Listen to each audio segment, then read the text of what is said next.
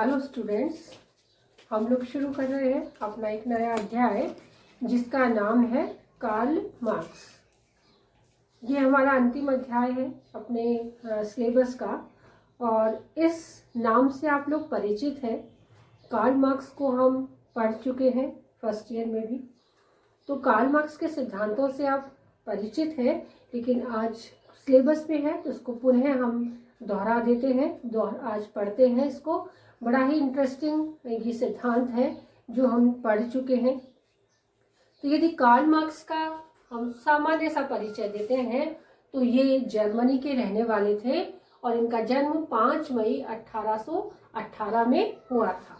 तो जर्मनी में एक सभ्य और बहुत ही उच्च शिक्षित और मतलब बहुत ही विलासितापूर्ण जीवन में जीने वाले कार्ल मार्क्स ने अपनी समस्त विचारधाराओं को धन से जोड़ा था। आर्थिक विचारधाराओं को लेकर ये चले थे, क्योंकि इनके पिता जो थे वो एक वकील थे, जिन्हें इस प्रकार की जो अमीरी गरीबी का भेद है, जो अमीरी गरीबी की वजह से बहुत सारे अत्याचार और शोषण दिखाई देते हैं, उनसे वो काफी घृणा करते थे और यही विचार मार्क्स में भी प्रतिस्थापित हो गए। वो भी उस अर्थव्यवस्था से, उस आर्थिक व्यवस्था से बेहद नाखुश था जो हम सामान्यतः देखते हैं। तो इन्होंने अपने जितने भी सिद्धांत प्रतिपादित किए हैं, तो मार्क्सवाद मार्क्स के विचारों का एक संकलन है और इनके विचारों में बहुत सारी विचारधाराएं मौजूद है और उस विचारधाराओं का आधार लगभग सबका एक ही है। इनका आधार आर्थिक व्यवस्था रहा है और अर्थ को लेकर ही इन्होंने बहुत सारे सिद्धांत का प्रतिपादन किया और उन समस्त सिद्धांतों को ही मार्क्सवाद कहा जाता है, मार्क्स की विचारधारा। उन्होंने अपनी बहुत सारी पुस्तकों का भी लिखी है, उन्होंने बहुत सारी पुस्तकें, उनमें से कुछ महत्वपूर्ण पुस्तकों के मैं नाम आपको बताती हूँ। तो एक पहली पुस्तक है उनकी द पॉवर्टी ऑफ फिलॉसफी। गरीबी को लेकर उन्होंने पुस्तक का निर्माण किया था, बनाया था उन्होंने। वो है द पॉवर्टी ऑफ फिलॉसफी, कि क्या फिलॉसफी रहती है। उसके बाद में है द कम्युनिस्ट मैनिफेस्टो, ये भी उनकी एक महत्वपूर्ण चर्चित पुस्तक है। उसके बाद में क्लास स्ट्रगल इन फ्रांस और दास कैपिटल, ये सारी की सारी उन्होंने पुस्तकों का एक बहुत बड़ा संकलन करके छोड़ा है और उन पुस्तकों के अंदर अपनी ज्ञान समृद्धि से जो राजनीति विज्ञान को समृद्ध उन्होंने किया, वो अभूतपूर्व योगदान रहा है मार्क्स का। लेकिन जब हम उनके सिद्धांतों को देखते हैं तो हम उसके इर्द गिर्द अपने को पाते हैं। कई सारी बातें उसके सिद्धांत में आज भी वर्तमान में भी मौजूद है और कई सिद्धांत व्यवहारिकता से कहीं दूर है। तो उनके सिद्धांतों को हम क्रमबद्ध तरीके से पढ़ेंगे। तो आज हम उनका पहला सिद्धांत, जो द्वंद्वात्मक भौतिकवाद के नाम से जाना जाता है, उस सिद्धांत को आज हम पढ़ रहे हैं। तो द्वंद्वात्मक भौतिकवाद सिद्धांत में कुछ शब्द जुड़े हुए हैं। जैसे द्वंद्व की जब हम बात करते हैं तो द्वंद्व का अर्थ क्या होता है सामान्य रूप में, कि दो विरोधी तत्व जो होते हैं, जो दोनों ही महत्वपूर्ण होते हैं और उन तत्वों में से किसी एक का चुनाव करना काफी मुश्किल होता है। जैसे हम बात करें माता और पिता की, यदि हम बात करें धरती और आकाश की, यदि हम बात करें हवा और पानी की, तो ये दोनों ही जो चीजें हैं, इनकी जो तुलनात्मक यदि हम अध्ययन करते हैं तो ये दोनों विरोधी हैं एक दूसरे की, लेकिन वो सभी कुछ हमारे जीवन में महत्वपूर्ण स्थान रखते हैं। तो इसका द्वंद्व का अर्थ मार्क्स ने बताया कि दो विरोधी पक्षों का संघर्ष व उनका महत्व। कि द्वंद्व शब्द क्या है, कि दो विरोधी पक्षों का संघर्ष है और उन दोनों का महत्व भी है। दूसरी बात इसमें आती है भौतिकवाद की। तो भौतिकवाद जो शब्द है, उस भौतिक का अर्थ हम लोग जानते हैं कि ऐसी चीज जिसको हम देख सकते हैं, छू सकते हैं, वो क्या कहलाती है? भौतिक चीज। तो यहाँ पर मार्क्स ने उस चीज को दिखाई देने वाली जड़ या अचेतन तत्व के नाम से परिभाषित किया है कि भौतिक क्या है? कि जो तत्व जड़ है, जो अचेतन है, जो अचेतन है, जो हमें दिखाई नहीं देती इस रूप में, लेकिन वो है मौजूद, पूर्ण रूप से ना दिखे लेकिन अचेतन रूप में वो हमें दिखाई देती है, लेकिन वो जड़ तत्व है, उसमें स्थायित्व होता है। और तीसरी बात उन्होंने कहा वाद। तो वाद का अर्थ है एक विचार, एक विचारधारा या कोई संबंधित सिद्धांत। तो मार्क्स के विचारों को जब हम पढ़ते हैं तो उन विचारों में जो मुख्य बात उसने बताई द्वंद्वात्मक भौतिकवाद में, तो ये जो वाद है उसकी उन्होंने 3 अवस्थाएं बताई है, और वो 3 अवस्थाओं के नाम है वाद, प्रतिवाद और संवाद। मार्क्स ने अपने विचारों को हीगल से लिया है, तो वो काफी पढ़ा है उन्होंने हीगल को, लेकिन हीगल के विचारों में और मार्क्स के विचारों में बहुत ही अलग है। तो जहां मार्क्स का मानना था कि हीगल के विचार जो उल्टे खड़े हुए थे, सिर के बल खड़े हुए थे, मार्क्स ने उन विचारों को सीधा पैरों के बल खड़ा कर दिया है, यानी बिल्कुल अपोजिट है, विरोधी तो नहीं कह सकते, लेकिन बिल्कुल अलग विचार है, बिल्कुल उल्टे विचार कहे जा सकते हैं।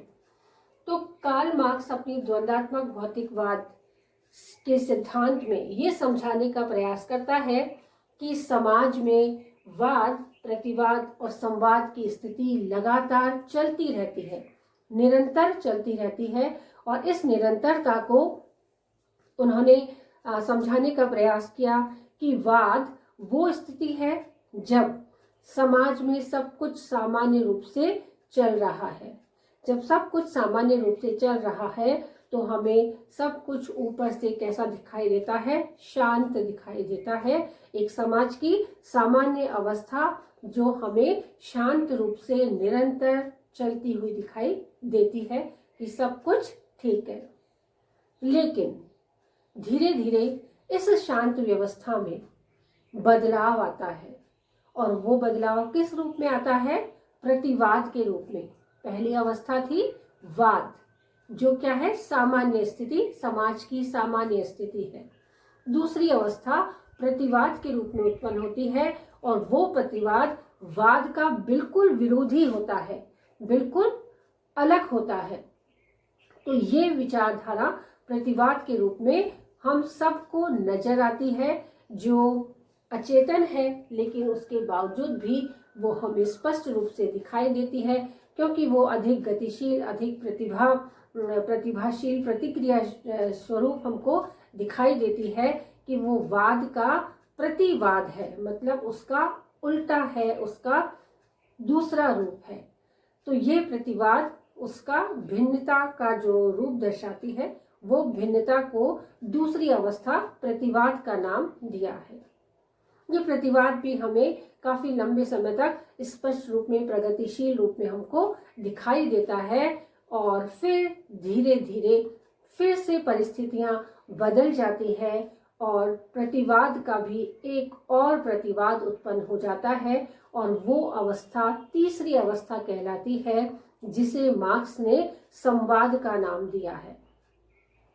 कि ये तीसरी अवस्था संवाद के रूप में उपस्थित होती है, जब प्रतिवाद का भी प्रतिवाद उत्पन्न हो जाता है, और इस प्रतिवाद में फिर से वही वाद के, यानी पहले वाली अवस्था के बीज मौजूद होते हैं, और फिर वापस वाद, प्रतिवाद और संवाद। तो इस तरह से ये तीनों जो सर्किल है हमारा पूर्ण होता रहता है कार्ल मार्क्स के विचारों में, कि वाद, प्रतिवाद और संवाद की जो प्रक्रियाएं हैं वो लगातार चलती रहती है। और इसे और सामान्य रूप से समझाने के लिए मार्क्स ने एक उदाहरण दिया चने के पौधे का, कि जिस प्रकार से हम चने के बीज को मिट्टी में बोते हैं, मिट्टी में बोई हुई जो अवस्था है वो क्या है? वाद है।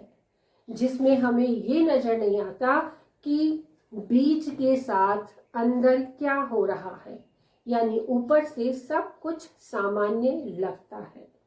तो ये सामान्य स्थिति क्या है? मार्क्स की नजरों में वाद है।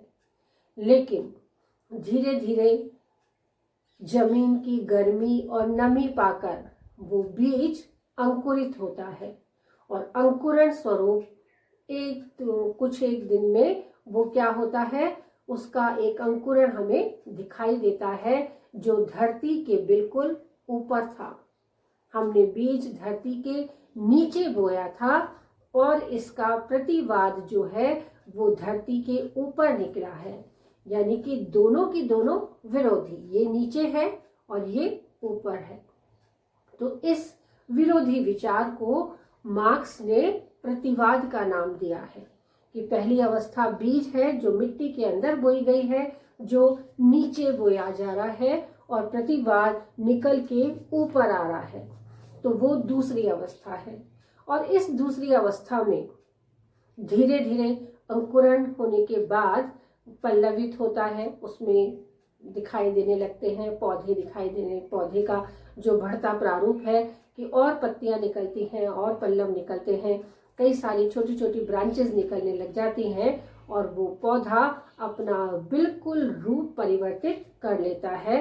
जो स्थिति उसकी वाद में थी उसके बिल्कुल विपरीत स्थिति में वो बीज छोटा सा चने का जो भूरे रंग का होता है, हमें दिखाई नहीं देता, छोटा सा होता है, उसकी संख्या क्या हुआ कुछ हमें दिखाई नहीं देता। तो वो पहली स्थिति वाद थी। प्रतिवाद के स्वरूप सब कुछ हमें दिखाई दे रहा है, काफी प्रगतिशील है, काफी क्रियाशील है, काफी गतिवान है, चारों तरफ पल्लव और ब्रांचेस निकलती चली जा रही हैं। ये स्थिति प्रतिवाद की स्थिति है। अब ये प्रतिवाद हमें दिखाई तो दे रहा है, सब कुछ चल रहा है, लेकिन धीरे धीरे इस प्रतिवाद का भी और प्रतिवाद उत्पन्न हो जाता है और वो उत्पन्न होता है फूल, कली और बीज बनने की प्रक्रिया के रूप में, कि अब प्रतिवाद का भी प्रतिवाद उत्पन्न हो जाता है और उसमें अब क्या बनने लग गए, फूल बनने लग गए, और फूल से क्या बनने लग गया, कलियां बनने लग गई, कली बनने लग गई, फूल बनने लग गए, और उसके बाद में फल बनने लग गया। और फल जब बनता है तो वो स्थिति को क्या कहा मार्क्स ने, संवाद की स्थिति बताया है कि जो प्रतिवाद का भी प्रतिवाद होता है वो स्थिति संवाद की स्थिति कहलाती है। तो वाद, प्रतिवाद और संवाद को जब हम देखते हैं तो वाद बीज है, पौधा प्रतिवाद है और फल क्या है, संवाद है। अब जब हम संवाद को देखते हैं तो इन तीनों के रूप में भी बहुत अंतर होता है। बीज छोटा सा धरती में गाड़ा गया, पेड़ पौधा बनकर धरती के ऊपर ग्रीन कलर में लहराता है, और फल बनकर जब वो आता है तो उसका रूप बिल्कुल भिन्न होता है। तो हम आसानी से इन चीजों को समझ सकते हैं। तो ये स्थिति वाद, प्रतिवाद और संवाद की है। जैसे ही संवाद उत्पन्न होता है तो उसमें बीज किसके होते हैं, वही वाद के बीज होते हैं। जैसे चने का पौधा बीज बोया था तो वापस चने का ही बीज वापस निकलता है। वही कि आम का बीज बोएंगे तो आम निकलेगा, बबूल का पौधा बोएंगे तो बबूल निकलेगा। तो यही प्रक्रिया जो है मार्क्स के अनुसार वाद, प्रतिवाद और संवाद के रूप में निरंतर समाज में चलती रहती है, क्योंकि उन्होंने इस द्वंद्वात्मक भौतिकवाद को एक सामाजिक प्रक्रिया के रूप में समझाने का प्रयास किया है। चने के पौधे का केवल एक उदाहरण मात्र है, उन्होंने समझाया है कि ये एक सामाजिक प्रक्रिया है। तो इस सामाजिक प्रक्रिया को समझने के लिए उन्होंने कुछ विशेषता बताई है द्वंद्वात्मक भौतिकवाद की, और उस भौतिकवाद की विशेषता को हम पढ़ते हैं। पहली विशेषता उन्होंने बताई कि समस्त वस्तुएं परस्पर संबद्ध और आपस में अन्योनाश्रित होती है, जैसे मानव शरीर या वृक्ष। तो पहली विशेषता जो थी कि सभी चीजें एक दूसरे पर अन्योनाश्रित होती है। बीज नहीं होता तो पौधा नहीं बनता, पौधा नहीं होता तो फल नहीं बनता। यानी ये सारी की सारी चीजें एक दूसरे पर अन्योन्याश्रित है और एक दूसरे से संबद्ध होती हैं। ये तो बात हुई वृक्ष की। यदि हम अपने शरीर की भी बात करते हैं तो मानव शरीर में समस्त अंग हैं, अलग अलग कार्य करते हैं, लेकिन जिन अंगों को हम देखते हैं, कार्य करते हुए देखते हैं, वो कार्य जब तक हमारे मानव शरीर से वो जुड़े हुए हैं तब तक वो कार्य करते हैं। यदि उसे काट कर अलग कर दिया जाए तो वो गतिहीन हो जाएंगे, फिर उनका कोई अर्थ नहीं रहता, ना कोई पहचान और ना ही कोई कार्य। तो इस तरीके से उन्होंने पहली जो विशेषता बताई वो है कि प्रत्येक चीज एक दूसरे से संबद्ध होती है और प्रत्येक चीज हमें कार्य करती हुई नजर आती है जब तक उसका संबंध होता है और सभी चीजें अन्योन आश्रित होती हैं। दूसरी विशेषता मार्क्स बताता है कि प्रकृति में सभी वस्तुएं अस्थिर, गतिशील और निरंतर परिवर्तनशील है, जैसे पानी, मानव शरीर और मानव व्यवहार। कि प्रकृति की दृष्टि से देखें तो मार्क्स बताता है कि सभी चीजें गतिशील है और परिवर्तनशील है और इस परिवर्तन को हम आसानी से देख सकते हैं। कि जैसे पानी के रूप को यदि हम देखते हैं तो ठंडा होने पर पानी बर्फ बना रहता है, सामान्य तापमान में वो पानी बना रहता है और उच्च तापमान पर उसका रूप परिवर्तित होकर वो वाष्प के रूप में परिवर्तित हो जाता है। यदि हम अपना उदाहरण लेते हैं कि मानव शरीर का उदाहरण ले तो आज से पहले जैसा 10-15 साल पहले जो मानव था वो वर्तमान में नहीं है और आने वाले 15 सालों में वो वैसा नहीं रहेगा। यानी प्रकृति बदलती रहती है और इस प्रकृति के अनुसार व्यवहार भी बदलता रहता है।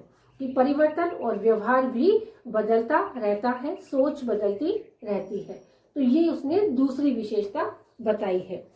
तीसरी विशेषता की जब हम बात करते हैं तो मार्क्स कहता है कि वस्तुओं में परिवर्तन दो प्रकार से होते हैं। पहला परिवर्तन है गुणात्मक परिवर्तन और दूसरा है मात्रात्मक परिवर्तन। गुणात्मक परिवर्तन का अर्थ है कि परिवर्तन में वस्तु अपने स्वरूप व अपने पुराने गुणों को छोड़कर नवीन गुण धारण कर लेती है और यह परिवर्तन धीरे धीरे तो कभी शीघ्रता से या अचानक हो जाते हैं। कि गुणात्मक परिवर्तन का अर्थ होता है कि पुराने गुणों को छोड़ देता है और नए गुण धारण कर लेता है। तो ये परिवर्तन धीरे धीरे दिखाई देते हैं, तो कभी कभी धीरे धीरे, कभी से अचानक या कभी से एकदम शीघ्र ये परिवर्तन हो जाते हैं। यदि हम वही पानी का उदाहरण लें तो पानी धीरे धीरे बर्फ बनता है और धीरे धीरे ही पानी बनता है, धीरे धीरे ही वाष्प बनता है। यदि हम मानव की बात करें तो धीरे धीरे बड़ा होता है, धीरे धीरे वयस्क और धीरे धीरे बूढ़ा होता है। तो ये परिवर्तन धीरे धीरे ही चलते हैं, अचानक से नहीं होते। ये गुणात्मक परिवर्तन है। और यदि हम मात्रात्मक परिवर्तन की बात करते हैं तो यह परिवर्तन धीरे धीरे बढ़ता जाता है। वस्तुओं में शाश्वत अंतर्विरोध पाया जाता है और सृष्टि का मूल तत्व पदार्थ है। मात्रात्मक परिवर्तन की जब हम बात करते हैं तो मात्रा में परिवर्तन होता है। जैसे हम देखते हैं कि छोटा बच्चा होता है, आंख, नाक, कान, मुंह सभी कुछ वैसे ही होते हैं जैसे वयस्क के होते हैं, पर उसकी मात्रा में धीरे धीरे वृद्धि होती चली जाती है और वही वृद्धि मात्रात्मक परिवर्तन के रूप में उभर कर सामने आती है। जो विशेषता मार्क्स ने बताई है कि वस्तुओं में शाश्वत अंतर विरोध पाया जाता है। कि जैसे बीज में स्वयं में ही ऐसे अंतर विरोधी तत्व थे जो उससे अंकुरित होने के लिए मजबूर करते हैं। तो ये अंतर विरोध किसमें पाया जाता है? सभी वस्तुओं में शाश्वत रूप से आंतरिक रूप में पाया जाता है, ऐसा मार्क्स का कहना है। और अंतिम विशेषता जो ये बताता है कि सृष्टि का मूल तत्व पदार्थ है। कि जिन चीजों को हम देखते हैं ठोस, द्रव्य व गैस के रूप में, ये सभी पदार्थ सृष्टि के मूल तत्व के रूप में मौजूद हैं। कि जो भी हम चारों ओर अपने देखते हैं वो सभी कुछ पहले भी थे, आज भी है, आने वाले समय में भी रहेंगे, और ये सृष्टि के मूल तत्व हैं। इन्हीं के आधार पर सृष्टि की रचना हुई है और आगे से आगे यही बढ़ते रहेंगे। तो इस तरीके से आज हमने पढ़ा द्वंद्वात्मक भौतिकवाद, जो मार्क्स ने हीगल के विचारों को परिवर्तित करके बनाया था।